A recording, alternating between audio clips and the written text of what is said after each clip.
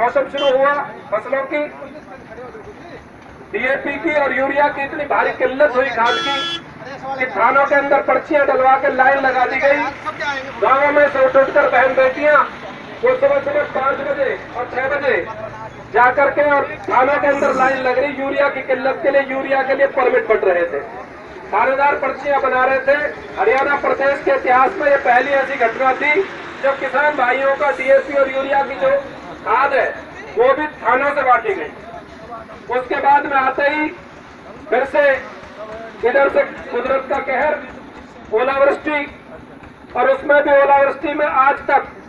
1-1.5 महीने का लगातार टाइम हो गया है और किसान की फसल जो है वो मंडियों के अंदर है, परंतु सरकार का कोई नुमाइंदा, कहने को ऊपर से बयानबाजी बहुत हो रही है, परंतु जाकर कोई आदमी आज तक खेतों में नहीं पहुंचा है कि जो जाकर वहां पर गिरदावरी कर सके। अब गिरदावरी जब फसल उठ गई है तो उसके बाद क्या खाली खेतों की गिरदावरी होगी? कितना अंधेर करती है किसान। आज मैं आपकी नोटिस के लिए बता देना चाहता हूं, हरियाणा प्रदेश के अंदर 16 किसान आत्महत्या कर चुके हैं, जो कि मेरे ख्याल से कभी हमने ये तो सुना था कि भाई उड़ीसा के अंदर या बिहार के अंदर जहां पर कि बहुत रिमोट एरिया था, जहां पर भाई ये ओरिजिनल जो ज्ञापन है वो एक बार मेरे को वापिस करते हैं जिसने भी लिया, जहां पर बहुत ही ऐसा भुखमरी का एरिया,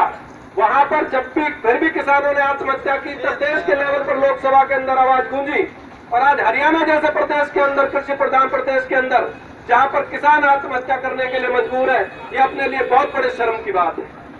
और इस सब के बावजूद ये खट्टर सरकार, मैं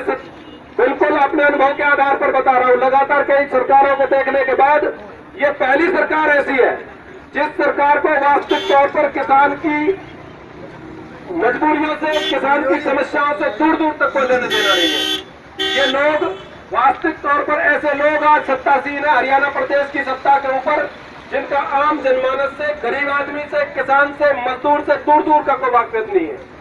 और सत्ता के ऊपर ऐसे लोग बैठा दिए गए हैं तो मेरे हिसाब से देश के सबसे बड़े आर्थिक डकैत लोग हैं। इन लोगों ने, इनको जनता की समस्याओं से, मूलभूत समस्याओं से कोई वास्ता नहीं,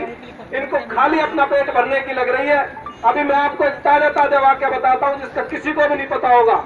हमारे यहाँ पर एक बहुत बड़ा, फरीदाबाद के अंदर एक बहुत बड़ा अस्पताल जो पिछले 2, 3, 4, 6 महीने से लगातार पूरा बनने के बाद में, और वो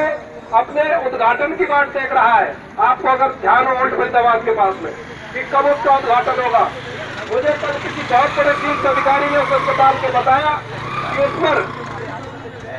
कृष्णलाल गेरा ने एक पिटीशन डाली हुई थी और उस पर 70 करोड़ रुपया तो केवल उसकी जो सीएलयू की फीस जमा हुई है, और उसके साथ में 15 करोड़ रुपया, ये जो बहुत बड़े ईमानदार बन रहे हैं ना, 15 करोड़ रुपया इनके भारी तौर पर लेन देन हुआ 15 करोड़ रुपए का, कि भाई अब ये 10 दिन में आप देख लेना शुरू भी हो जाएगा।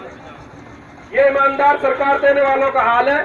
लूट मचाई हुई है, सारे काम अधिकारी निरंकुश हो चुके हैं, सारे काम अभी भी पैसे से हो रहे हैं और दूर दूर तक अपने आप में ईमानदार बनने का ढोंग रच रहे हैं ये लोग। इसलिए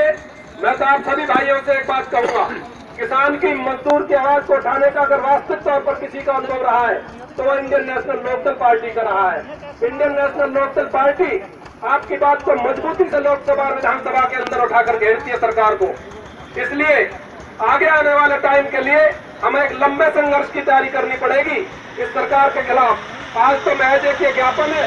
लेकिन आगे अगर लंबे संघर्ष के रूप में अगर रास्ता रोको और सड़क रोको और जेल भरो आंदोलन तक की नौबत आती है तो इंडियन नेशनल लोकदल आपकी अगुवाई करने के लिए तैयार रहेगी। आप लोगों को इस मुहिम में तैयार रहना पड़ेगा। और अब मैं आग्रह करूंगा अगले वक्ता जो भी हो, धनखड़ जी, हमें हमारी पार्टी की पूर्व में मेयर रही